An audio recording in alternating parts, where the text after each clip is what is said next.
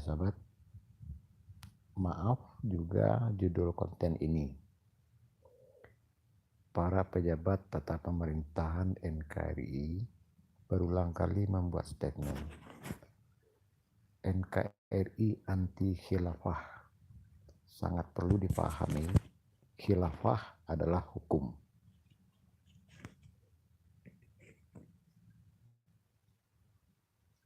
Rata-rata penganut apapun ajaran mengaku punya hukum. Istilah hukum dalam Islam adalah khilafah. Sangat perlu juga dipahami beberapa makna dari kosakata di bawah ini. Khilafah hukum, khilafiyah terkesan perbedaan atau perbedaan pendapat. Khilafatul tempat berkumpul. Khalifah adalah pemimpin. Ini yang sangat perlu disadari.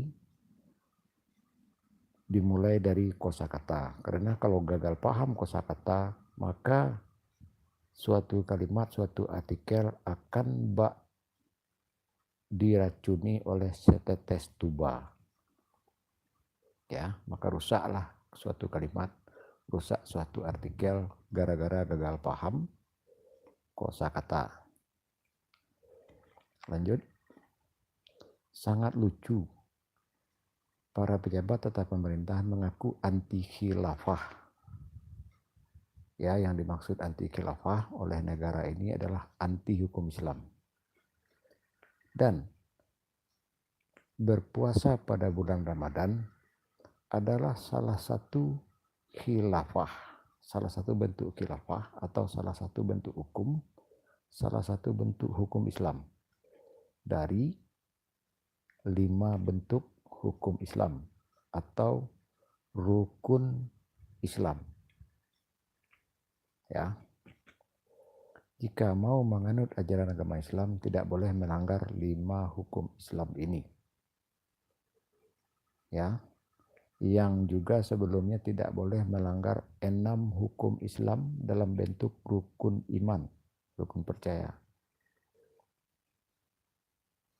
Nah, mengaku anti khilafah tetapi sibuk pula berpenampilan layaknya umat Islam, sibuk pula mau puasa bulan Ramadan. Ya, yang sangat miris sekali, di 19 kota, 19 kabupaten seprovinsi Sumbar, aturan susunan adat, aturan susunan budaya, ya, aturan susunan budaya yang dianggap orang Minang adalah aturan susunan adat, ya. Budaya di Minang itu diposisikan, mereka posisikan posisinya lebih tinggi daripada ajaran agama Islam. Karena aturan susunan budaya Minang rata-rata melanggar as-sunnah, melanggar Al-Quran dalam bentuk gala pangulu datu, dalam bentuk sumpah jabatan pangulu datu, dalam bentuk sumpah saksi adat datu, dalam bentuk nama-nama suku, dalam bentuk hal pembagian hal pusaka tanah ulayat. Ini melanggar as-sunnah. Ya.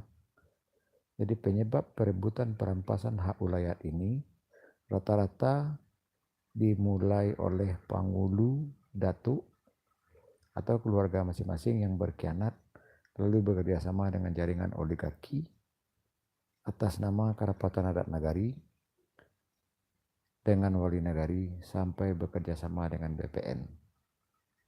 Kalau level provinsi malah terlibat orang-orang Pemda, bahkan gubernur, wakil gubernur. Juga di 19 kota, 19 kabupaten terlibat juga bupati, wakil bupatinya, wali kota, wakil wali kotanya dalam perebutan perampasan hak ulayat tanah masyarakat adat, masyarakat budaya ini.